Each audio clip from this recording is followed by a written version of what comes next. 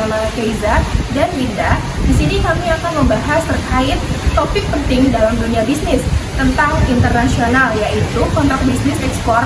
Mari kita pahami bersama mengapa kontrak ini sangat krusial dan memperlancar transaksi perdagangan antar negara. Kontrak bisnis ekspor bukan hanya sekedar dokumen, tetapi juga fondasi dalam perdagangan internasional. Tanpa kontrak yang solid, transaksi bisa beresiko tinggi dan menimbulkan masalah hukum. Kontrak bisnis ekspor adalah kesepakatan antara penjual dan pembeli dari negara yang berbeda.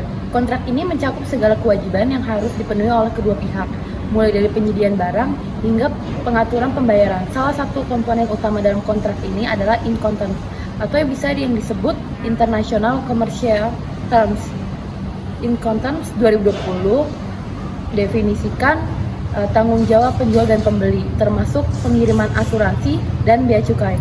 Dalam proses FOB, setidaknya terdapat dua konsep yang amat sangat penting, yakni kewajiban dari pihak buyer dan kewajiban dari pihak seller. Lantas, bagaimana kedua kewajiban tersebut? Berikut penjelasannya. Kewajiban dari pihak buyer di dalam FOB, para pembeli atau buyer memiliki beberapa kewajiban, yang diantaranya mengurus angkutan umum, membayar freight, menanggung asuransi, dan mengurus kontrak angkutan pada perdagangan antar negara. Kewajiban dari pihak seller, sementara itu, dalam FOB adalah memiliki tugas kewajiban untuk menyerahkan barang sampai di atas kapal, membayar biaya pajak yang diperlukan, membuat clean off board receipt, hingga menyiapkan izin untuk kebutuhan ekspor. Maksud dari kedua konsep yang ada di dalam FOB, di freight forwarding, seller sebagai penjual dan buyer sebagai pembeli, memiliki tugas dan perannya masing-masing dalam menciptakan proses perdagangan antar negara yang saling menguntungkan dan tentunya lebih aman. Proses pembuatan kontrak bisnis ekspor terbagi dalam beberapa tahapan, yang dimulai dari promosi, permintaan barang, penawaran harga, pemesanan barang, hingga penandatanganan kontrak. Setiap tahapan ini penting untuk memastikan bahwa semua detail telah disepakati. Dokumen persyaratan ekspor. 1. Course Invoice and Packing List. CPL menjadi dokumen persyarat ekspor yang pertama. Di dalamnya berisi tentang identitas eksportir dan importir serta deskripsi barang yang dikirim. 2. Pemberitahuan ekspor barang.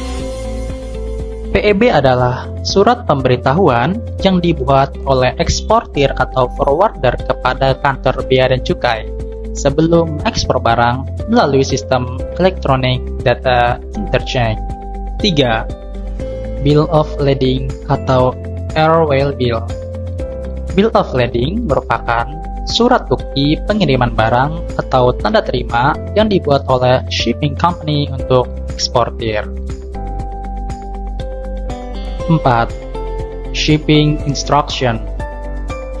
Shipping Instruction adalah dokumen yang diberikan kepada pihak forwarder untuk memesan kontainer dan ruang di kapal atau pesawat. 5. Polis asuransi. Polis asuransi dibutuhkan sebagai surat bukti penanggungan asuransi barang yang dikeluarkan oleh perusahaan asuransi sebagai jaminan keselamatan suatu barang. Dokumen tambahan. 1. Certificate of Origin. COO merupakan surat yang menjelaskan bahwa barang tersebut berasal dari negara pengekspor. 2. Certificate of Analysis. COA merupakan sertifikat dari hasil analisis produk yang akan diekspor, umumnya atas permintaan importir sesuai dengan ketentuan dan peraturan yang berlaku negara importir. 3. Phytosanitary Certificate. Sertifikat phytosanitary merupakan dokumen yang dibutuhkan untuk produk pertanian seperti buah-buahan, tumbuh-tumbuhan, dan rempah-rempah. 4. Fumigation Certificate.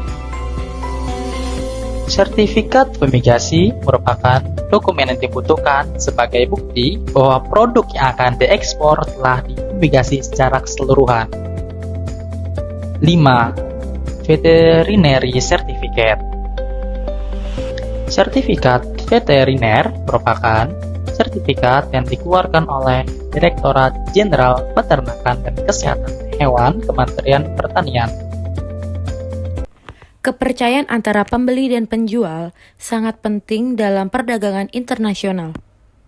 Letter of Credit atau LC adalah dokumen penting dalam perdagangan internasional yang menunjukkan kepercayaan antara pembeli dan penjual di berbagai negara, dan LC diterbitkan oleh bank atas nama pembeli. Dan dijamin bahwa penjual akan menerima pembayaran setelah dia menyelesaikan akhir transaksinya. Jika pembeli tidak mampu membayar, bank penerbit bertanggung jawab untuk membayar penjual. Mengapa diperlukan letter of credit?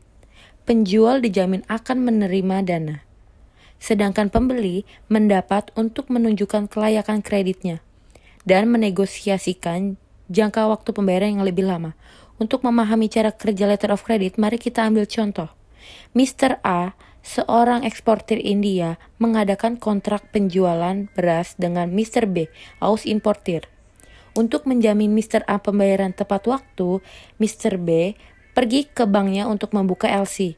Bank disebut juga bank penerbit atau bank pembuka. Bank penerbit mengirimkan LC ke bank Mr. A, juga dikenal sebagai bank penasehat. Setelah meninjau persyaratan, bank penasehat mengkonfirmasi penerimaan LC ke Mr. A. Mr. A kemudian akan mengirimkan barang dan mengirimkan dokumen terkait pengiriman tersebut ke advising bank, yang selanjutnya mengirimkan dokumen tersebut ke bank. Bank penerbit memverifikasi dokumen tersebut dan mengirimkan ke Mr. B.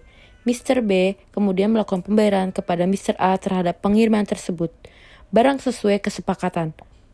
LC berlaku sampai pembayaran diproses.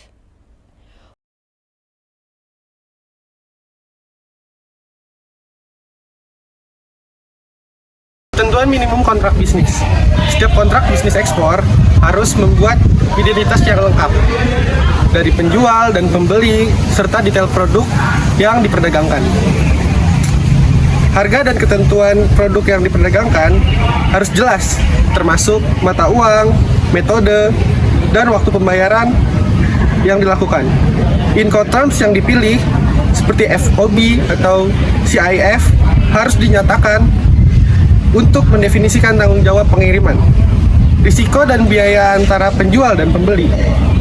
Penting juga mencantumkan ketentuan hukum untuk penyelesaian sengketa dan pengaturan jika terjadi force majeure. Dokumen esensial serta sebagai bukti dan keamanan transaksi. Dengan memastikan semua ini ada dalam kontrak, risiko kegagalan transaksi bisa kita minimalisir sebagai pelaku usaha. Pertama adalah terlalu percaya sama buyer. Banyak UMKM yang saking semangatnya mau ekspor, udah seneng aja begitu ada buyer yang tertarik. Padahal hanya karena mereka bule atau orang Timur Tengah, belum tentu jujur juga loh. Ada aja lah oknum-oknum yang mau melakukan penipuan. Yang namanya kontrak itu tetap penting supaya hak dan kewajiban buyer dan seller itu sama-sama jelas. Jadi jangan mau untuk mengirimkan barang kalau belum ada perjanjian hitam di atas putih. Tapi sebelum tanda tangan kontrak pun, kalian harus cek dulu legalitas bayarnya. Benar nggak perusahaan yang disebutkan itu ada? Terus benar nggak orang yang menghubungi kalian itu memang dari perusahaan tersebut atau hanya ngaku-ngaku pura-pura jadi orang lain? Kalian juga bisa tanya nomor registrasi bisnis mereka, kemudian cross-check di internet, karena biasanya kalau di negara maju itu database-nya online. Kalian juga harus waspada kalau alamat email yang mereka gunakan itu Yahoo atau Gmail, karena biasanya bisnis yang serius itu akan punya email domain sendiri. Kedua adalah kurangnya pengetahuan tentang proses ekspor impor. Jadi bisa aja transaksinya itu memang ada kontraknya. Tapi kalau kalian tidak punya cukup pengetahuan, bisa-bisa kalian tanda tangan padahal ada pasal-pasal yang merugikan untuk kalian. Misalnya aja terkait dengan jadwal pembayaran, atau kalau ada barang yang rusak di jalan, dan sebagainya.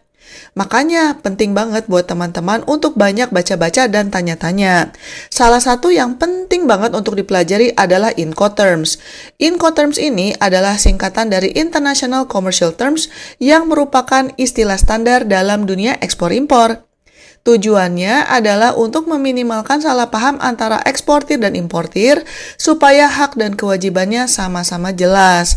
Contohnya aja nih, kalau disebutkan EXW alias Ex Workplace, itu berarti buyer akan menanggung semua biaya asuransi, transportasi, dan risiko yang mungkin terjadi saat barang diantar.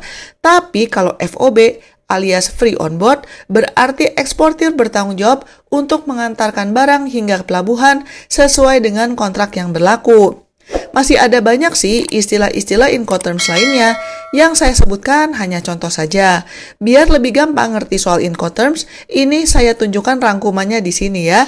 Buat teman-teman yang butuh, silakan di-pause aja dulu videonya dan di-screenshot. Oke, kesalahan selanjutnya untuk eksportir pemula adalah kurang mencari tahu aturan di negara tujuan, misalnya aja tentang packaging atau tentang ambang batas zat aditif dan sebagainya. Kan sayang banget kalau kalian udah capek-capek kirim barang, tapi ternyata ditolak sama bea cukai negara tujuan dan dibakar. Apalagi kalau abis gitu bayarnya nggak mau bayar, jadinya kan rugi banget. Dan by the way, aturan ekspor-impor tiap negara itu beda-beda loh, meskipun untuk produk yang sama.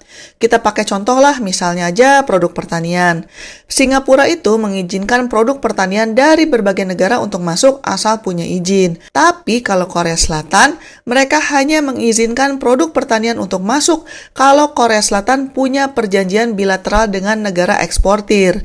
Kalau kalian udah tahu dari awal produk kalian nggak bisa masuk ke negara tertentu, kan jadi buang-buang waktu kalau kalian berusaha cari buyer di negara tersebut. Akan lebih efisien kalau kalian menargetkan untuk cari buyer memang di negara yang produk kalian bisa masuk. Kesalahan eksportir pemula selanjutnya adalah tidak pakai asuransi. Memang sih kalau beli asuransi jadi ada biaya tambahan.